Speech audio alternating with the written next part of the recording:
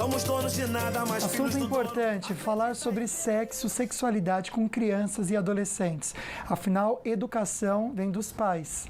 Não é da escola, não é do amigo, não é da tia, não é da professora. E quem está orientando a gente é o psiquiatra Francisco Henneman. Fique à vontade para mandar sua pergunta, mas preste atenção nesse toque que a Sol tem para você.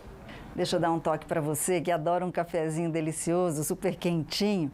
Cai muito bem nesse frio, né?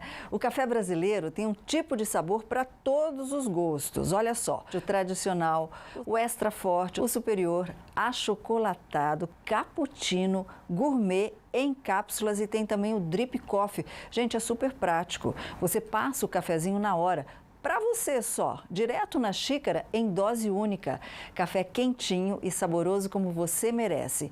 E olha que legal, no site do Café Brasileiro você encontra receitas deliciosas e incríveis. Que tal experimentar, por exemplo, um novo sabor no seu brigadeiro? No bolo, na torta, hein? E você encontra o Café Brasileiro no supermercado pertinho da sua casa e também pode comprar pelo site da Mitsui Alimentos e compartilhe bons momentos. E a gente volta então agora para o centro de São José dos Campos para ver a dúvida do pessoal da rua. Olá, boa tarde. Eu estou grávida, né? Gostaria de saber como se, o neném, quando tiver já grandinho, eu posso falar sobre assunto de sexo, já conversar com ele, para ele ficar informado? Olha que interessante, eu vou até emendar a perguntinha aqui, né? Como que influencia uma conversa na vida da criança ou do adolescente que um pai e uma mãe tenham com ele ou com ela sobre esse assunto, doutor? É uma pergunta que merece muitos minutos de resposta, né?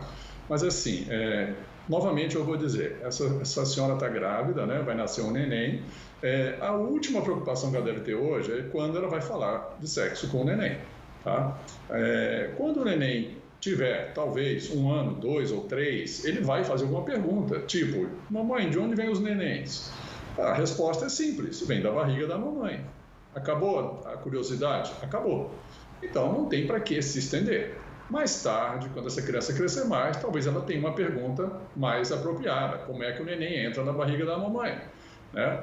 Então, assim, a gente tem que responder, na minha opinião, estritamente o que a curiosidade da criança pergunta. Às vezes ela é tão inocente a pergunta e o adulto coloca umas coisas assim, não, isso é uma coisa grave para responder. Responda o que a criança quer, com sinceridade, mas assim, na linguagem que a criança entenda. Entendi.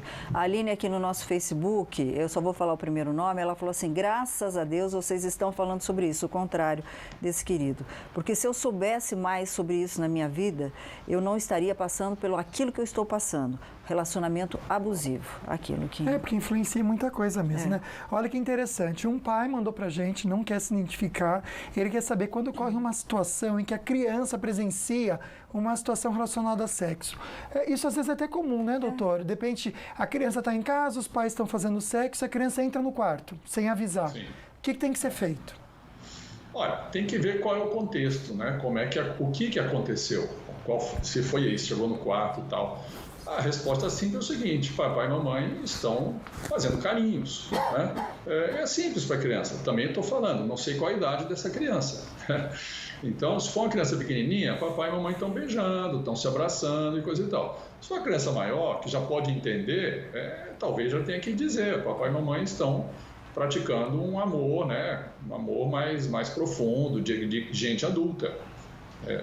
Então a resposta vai depender da idade da criança e do contexto. Ok, então. Será que existe algum momento em que a criança precisa buscar uma ajuda fora do lar? Quando se trata desse assunto, se os pais não conseguem abordar, Luquinha? Perfeito, Sol. Agora é só comentar que a Polícia Gaúcha fez a reconstituição do crime que acabou com a morte aí do garoto Rafael Mateus, de 11 anos.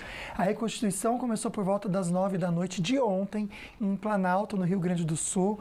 A mãe Alexandra Dolgukensky, que confessou o crime, disse que eu tinha dado para ele, Sol, 2 comprimidos calmantes, para ele se acalmar. Quando percebeu que ele estava morto, ela escondeu o corpo numa caixa de papelão na casa da vizinha. No entanto, a causa da morte apontada pelo IML foi estrangulamento. O corpo foi encontrado com uma corda de varal enrolada no pescoço. Sol.